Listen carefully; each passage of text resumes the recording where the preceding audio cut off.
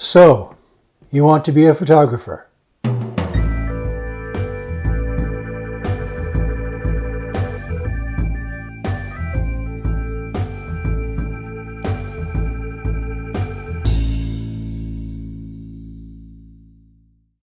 In the 2004 film What the Bleep Do We Know, hearing-impaired actress Marlee Matlin plays Amanda, a professional photographer who has been signed to photograph a wedding by her employer.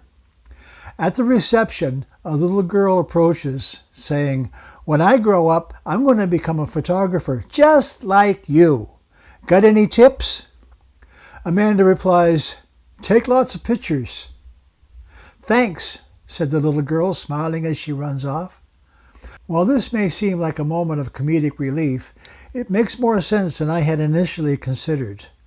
The best way to acquire and improve upon a skill is through repetition, practice. Whether taking photos, playing a sport such as hockey, or perhaps a musical instrument, or even creating videos for YouTube, repetition leads to greater skill. Hence the expression, practice makes perfect. In photography, taking lots of pictures is what leads to greater skill. Now, what we take pictures of will further define us as photographers. In 2020, I engaged the expertise of my friend John Draper to teach me some shortcuts to becoming a better photographer. When I first approached him on this matter, he asked me, "What do you want to do with your photography? Weddings, portraits?" "Hell no," I replied. "Those have people." I was, and still am, more interested in landscapes, bodies of water, and the natural world. When a friend's child asked me to offer some tips, I asked the same question John asked me. "What do you want to do with your photography?" "Nature," was the reply. I immediately responded with another question. What elements of nature? Since nature is kind of a blanket term that can cover the landscapes and waterways I so dearly love, but it can also encompass the wild creatures that inhabit these places. Wildlife photography is a whole different field from landscapes. Landscape photography requires different techniques, but there is less urgency. Landscapes rely heavily on the weather and time of day. And while the time of day also plays a role in wildlife photography, the photographer also must be very patient, often sitting hidden for hours until the subject comes along. Sudden movements can ruin the perfect shot of a deer at the water's edge, while the water's edge will always be present for the landscape photographer.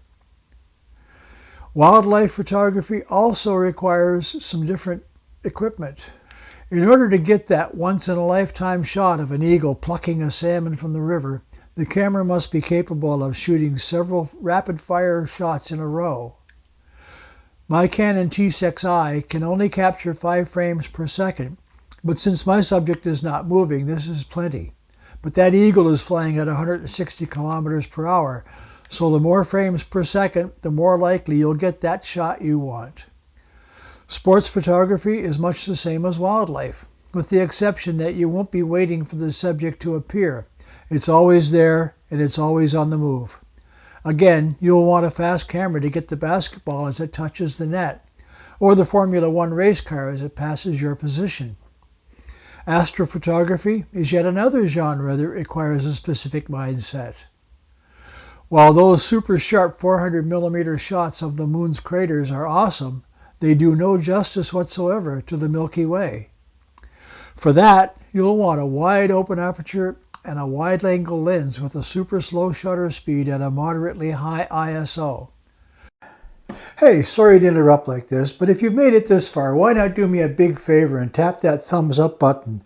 And while you're at it, why not subscribe and hit the notification bell so you'll be notified every time I upload a new video? Leave a comment below in the comment section and tell me what you think of these videos. It really helps. Thanks. Now back to the video. Oh, that's good. So before you go out and buy a camera to replace your iPhone, ask yourself what you want to photograph. What moves you? The answer to that question will help narrow down your choice when you get to the camera store. Have a reasonably clear idea of what you want to do so the sales clerk can better assist you. You might want the coolest looking DSLR with a huge lens when a bridge camera with a fixed lens will do. Some people like the convenience of a point and shoot that fits nicely into a purse or a jacket pocket. Don't get too hung up on megapixels either. My Canon has 24.2 megapixels, which by some standards isn't a lot, but it's the most I've ever had, and I've taken some incredibly satisfying images with it. I've managed to shoot some really nice photos with an Olympus Comedia point and shoot with a 3.2 megapixel sensor.